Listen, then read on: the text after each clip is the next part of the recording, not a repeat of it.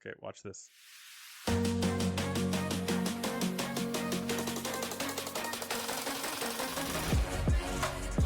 I love chairs that do that so much. So we're going to talk about another article today. Um, that's what I'm excited about. And I'm going to try and do this because I have learned sometimes, well, today, the article is on my computer, not actually on a piece of paper. And so, if I open up the article the wrong way with the tabs, it stops the video recording. If I open it up the right way, it keeps the video recording going. Uh, Weird, but here we go. Therapist self care checklist. If you're not a therapist, I think you might still find this interesting because this is from a therapy specific website known as Simple Practice, one of the kind of dominant leaders in EHR software that stands for electronic health records. It's required that every therapist have something that is HIPAA compliant, which stands for health. Wow, am I blanking on that?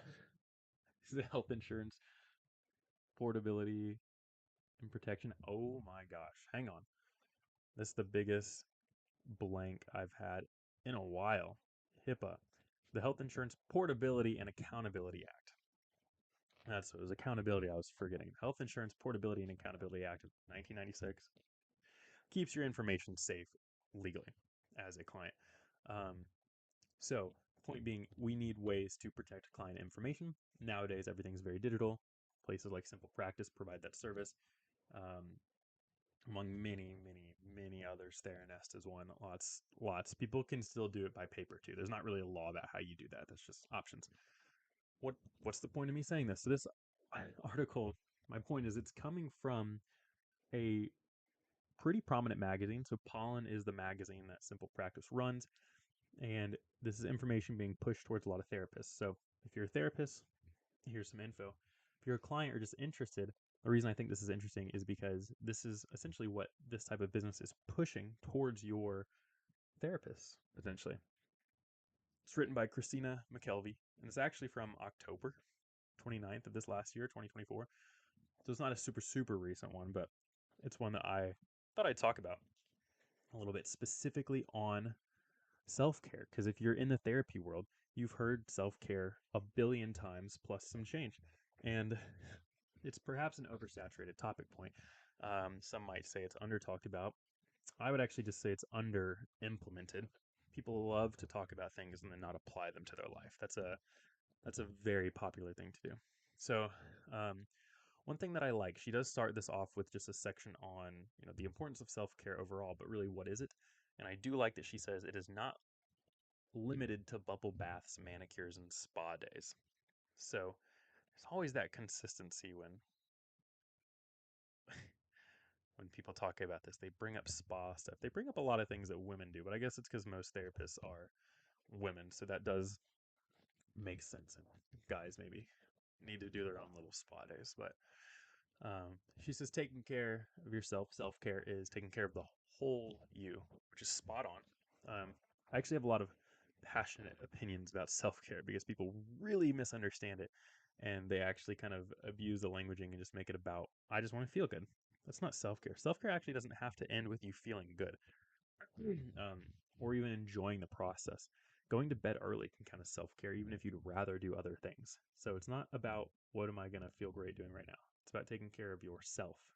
Literally the same words, taking care of self. Doesn't necessarily mean you're having a great time. So she also says it's about self compassion, self forgiveness, self growth, and self nourishment. I've got no problem with that. And she makes another really good point here. Just overall, like just a solid start is what I'm getting at. Of we teach our clients about healthy habits and boundary setting, things like emotional regulation and overall how to take care of their bodies and self. Um, but then are we setting that same example? Do we take our own advice? A lot of therapists don't. And actually, if you're a therapist listening, or just a person, you think about how you teach others and the advice you give. A lot of the times, if you see an increase of giving certain types of advice or encouragement, it's probably because you need to hear it yourself. And part of you, perhaps your unconscious self, is pushing that up and like, hey, why don't we do this too? So, um, yeah, she kind of ends this first section with an accurate statement of A helper who is mentally, physically, or emotionally depleted is not effective. Um, you're not a hero if you're burning yourself out.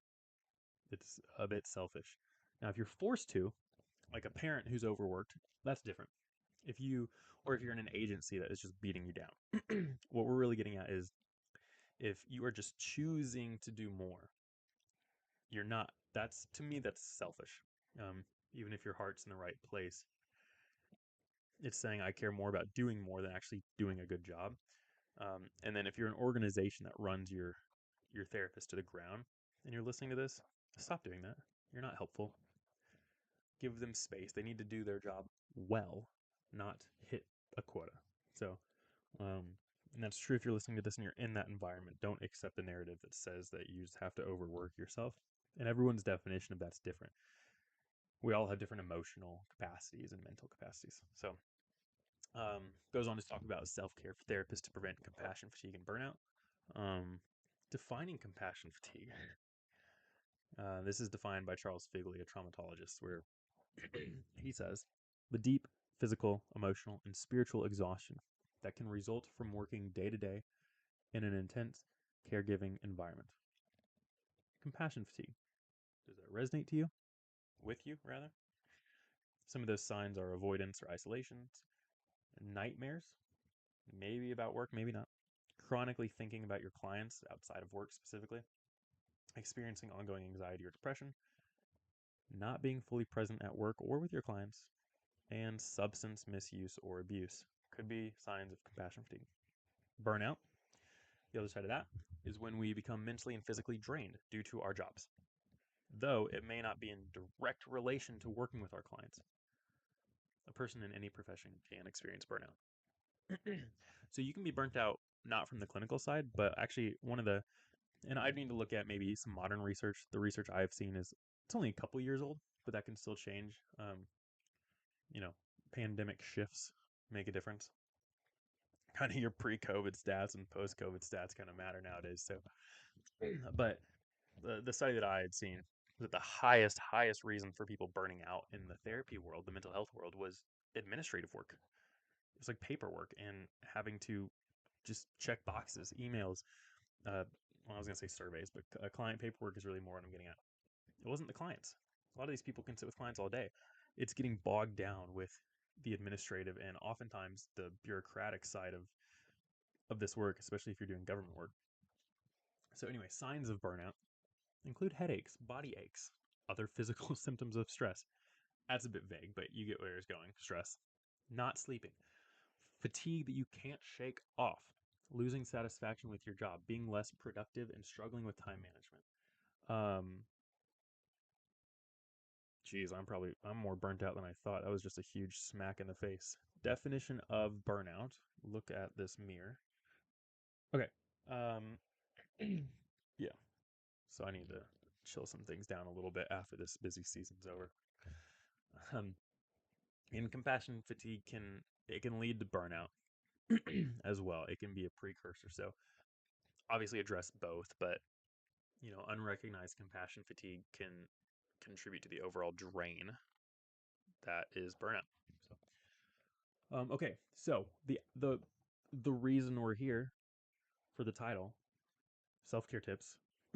So her approach to holistic self care is fantastic, and I'll probably do a video about this at some point. But there's a self care approach that I really value that I might break down. I kind of need a whiteboard or a screen recording to show, but it's a really useful one, and I will bring it here if I can.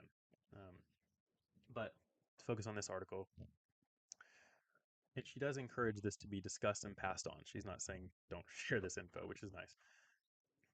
Taking care of your mind.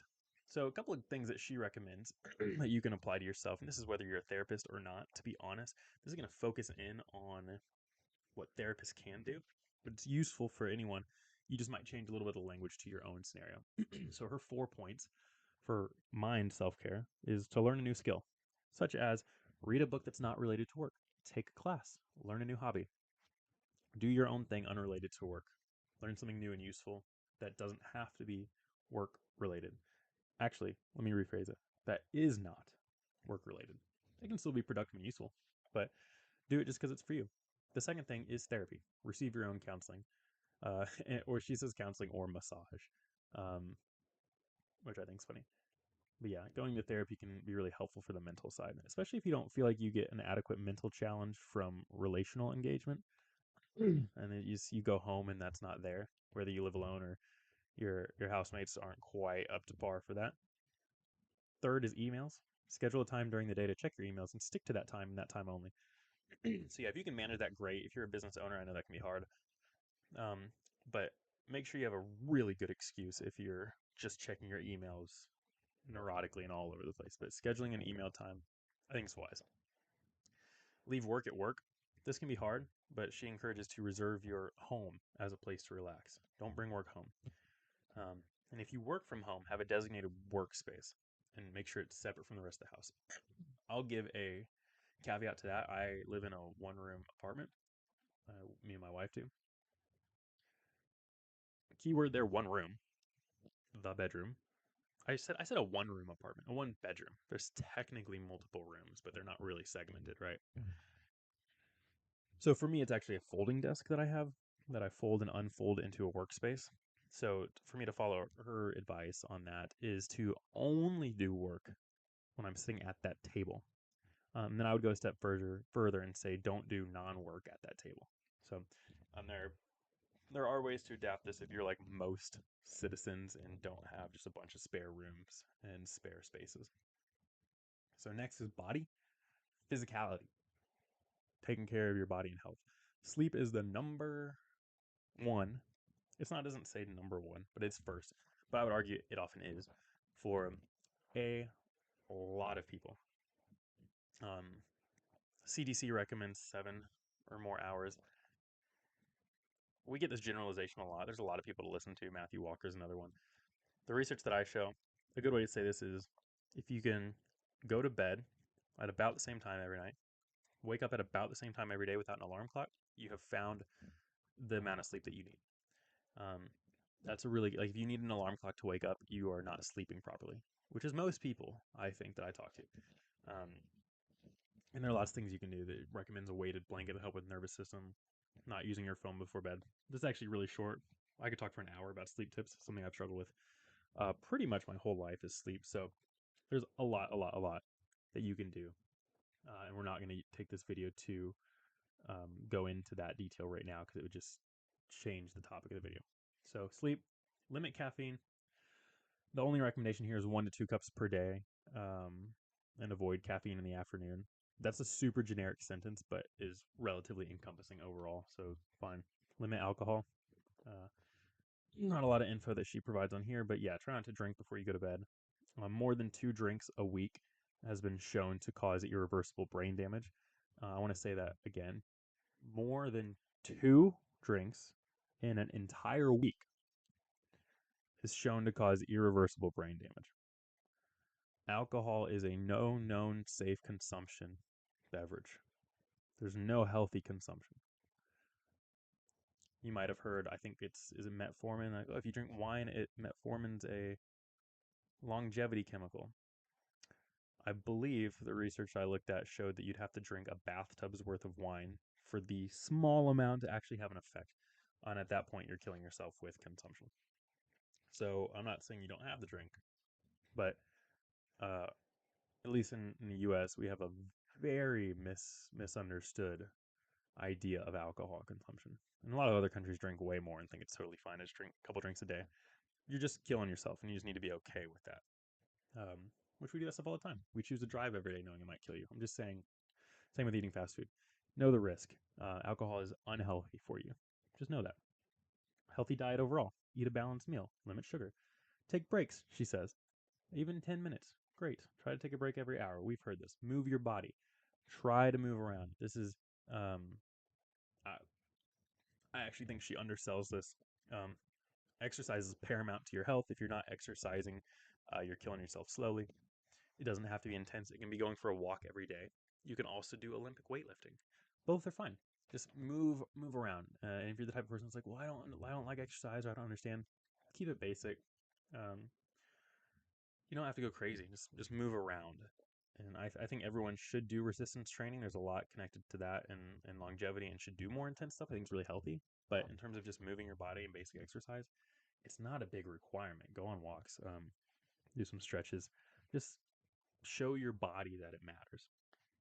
So, gosh, I'm moving slow. I mean, we're more than halfway done with it, but we're going to move on to the next section. We've done mind, we've done body. Can you guess the third and last for her? It's the soul. Look at that. The Holy Trinity there. No, that's not right. I don't like that language. We're moving on to soul. Increase your social support. Yeah, we know this. Research couldn't be more clear. You need a good social support system, and that is not just here. I'll put it this way: I have a lot of people that come see me for therapy, and we talk about their friends, and their friends suck. They don't have a good friend group. So much trauma, so much immaturity, so much toxicity and unhealth. That's not a social support. They'd be better off alone than with that group. So just don't say, "Well, I have friends." Mm-mm, not a good, not a good line. Is it healthy and life giving? Can you trust them? Can you be vulnerable and safe? Um, just being around people is not necessarily good. Next is spend time outside. Yeah, I think that's good, especially if you're nature oriented, especially if you're a city person. We're not really built for being around concrete and man-made structures all the time. It's good to have some engagement, and if you are stuck in a dense place like that, consider some plants or consider your local park. Practice mindfulness is next. Yeah, that's a whole other video as well, getting into the nitty-gritty. Connect with your community. That's a big one too. Things like going to church and going to like recreational games and doing a season of sports or finding a running club. Things that are consistent. Specific, and same with neighbors. Specifically though, it's what I would add here that she doesn't have is it's a consistent group of people that recognize when you're gone. When your presence disappears, they notice it and they reach out and say what's going on. That's a community. Next is set boundaries. Again, a whole nother video. Time management. We're all different for how structured we need, but make sure you're managing your time. Really, the thing is responsibilities and leisure, balancing those appropriately. Keeping up with continuing education requirements. That's for therapists specifically. We have to keep educated. That helps everyone. Mentorship and supervision, another thing. But if you're not a therapist, I do think it's actually really healthy to always have something in your life going on where you have someone much more mature and advanced than you, encouraging and supporting you. It's always good. I've made videos about this on the channel already. Mentorship is so important. And then the last is no work days. She says have 1 or 2 days when you're not working at all. For me, I have a strong 1 day a week, no work under any circumstance. And there's maybe 1 or 2 times where I just have to do something that day. And if that's the case, I do that and I'm done. And then I find another day of the week to take off. There's no exception for working 7 days a week for me, ever. So yeah, I encourage that as well.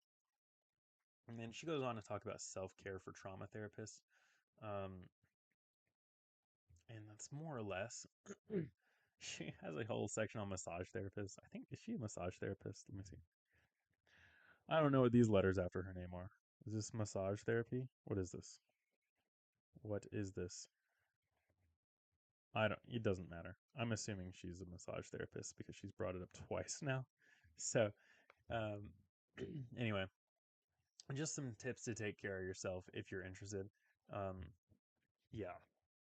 Trauma therapists, I'll just say the 4 things: lower your caseload, manage your caseload, take breaks, and seek out consultation groups. Really an expansion of what we've talked about. Just focus. And yeah, trauma work should be, if you're going to treat people with trauma as a specific part of your caseload, you got to take care of yourself because you're just going to, you're going to hurt your clients if you're coming in a mess. So yeah, that's, the topic for today. Self-care is important. Don't conflate it with self-indulgence. Take care of yourself. If you're a therapist, do it for your clients. If you're not, do it for yourself and the people around you that you have chosen to be in life with. The better you are as a human being, the better your life will be in general, and the better you'll be able to interact with other people and make their lives better. It's only beneficial to work on ourselves, not in full isolation of the world. we can work on ourselves to a point of complete ignoring of the world around us. Don't do that. But getting better at who you are and stepping more into the fullness of you is only helpful. Helpful. So, yeah, I just want to talk about that article and bring it up since it's one that probably a lot of therapists have seen as it's pushed on a popular therapy magazine. And if you find help from it, fantastic. That's kind of the point. So, anyway, that's all.